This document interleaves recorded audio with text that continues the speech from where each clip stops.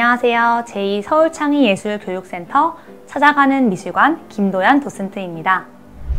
그날의 빛 인상주의 시리즈의 두 번째 시간으로 화가 조르주 세라와 그의 작품에 대해 이야기 나눠보겠습니다. 첫 번째 시간을 통해 인상주의 작품의 빛에 대한 연구를 살펴보았는데요. 이번 시간에는 색에 대한 연구를 이해해 보려고 합니다.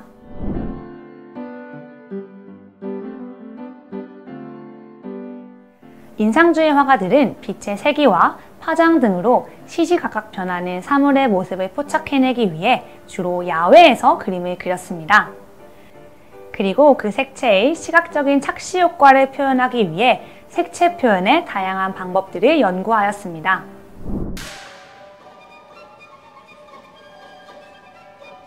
조르주 세라는 1859년 프랑스에서 태어났습니다. 그는 꼼꼼한 성격으로 공부하는 것을 좋아했고 야심이 많고 반항적인 사람이었어요. 미술을 공부할 때 역시 그림을 그리는 연습뿐만 아니라 관련된 이론도 열심히 연구했다고 해요. 세라는 많은 이론적인 부분을 공부하면서 특히 색채 대비와 색채론과 같은 이론을 집중적으로 연구했는데요. 이것은 색을 더 돋보이게 만드는 방법과 색을 더 아름답게 보이게 하는 방법을 다루는 이론입니다. 세라는 인상주의의 영향을 받기는 했지만 인상주의 화가들과는 구별되는 새로운 기법을 개발합니다.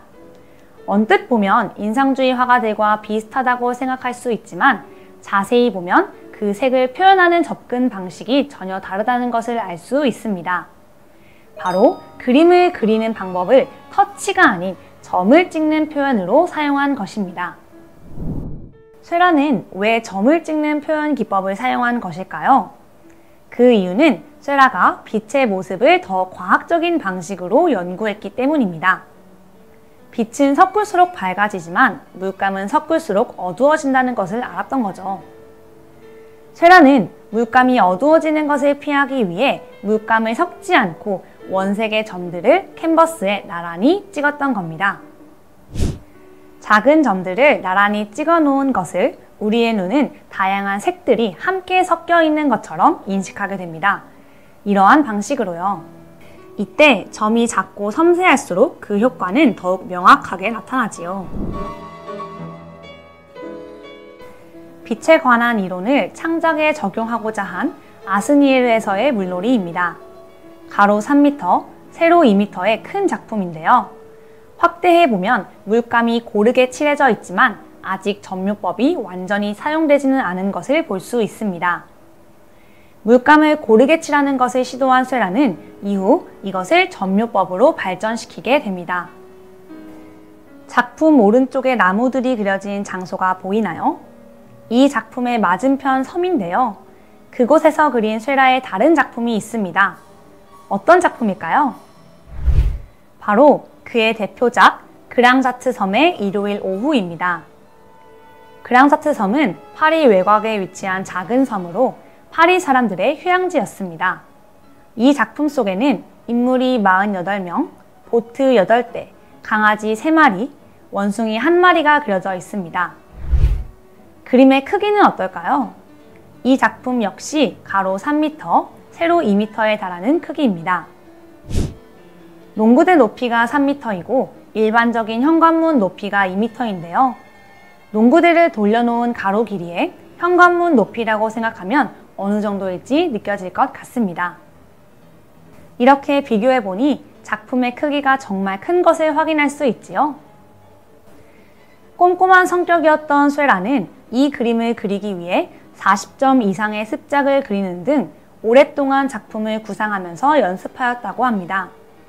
그리고 색이 점으로 찍혀 전체적으로 어떻게 보여질 것인가를 치밀하게 계산한 뒤 수백만 개의 점을 찍어 완성하였습니다. 이렇게 최종 작품을 완성하기까지 2년이라는 긴 시간이 걸렸어요.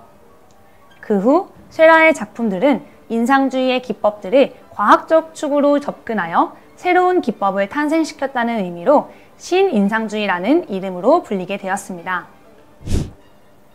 서커스 사이드쇼 그랑자트 섬의 일요일 오후가 자연의 빛을 연구한 작품이라면 서커스 사이드쇼는 밤의 빛, 즉 인공 조명을 연구한 작품입니다.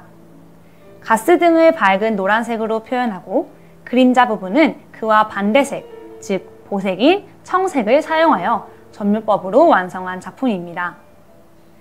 작품의 소재인 서커스는 당시 도시화와 산업화가 진행됨에 따라 빠르게 퍼져나간 여가 문화였습니다.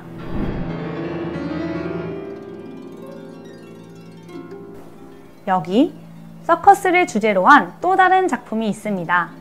쇠라는 미완성이었던 이 작품이 전시회에 출품될 만하다고 생각하였고 출품하였습니다.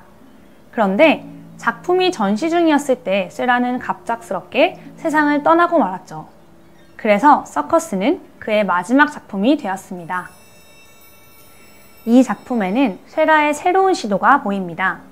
이전의 작품에서는 주로 수평과 수직 구도를 활용하였는데 서커스에서는 곡선을 활용하였고 윤곽선을 뚜렷하게 나타냈습니다. 고개사에게 보이는 곡선과 강한 노란색, 주황색의 색점들은 일정한 평행선으로 줄지어 앉아있는 관객들과 대조를 이루어 부조화를 만들고 있습니다.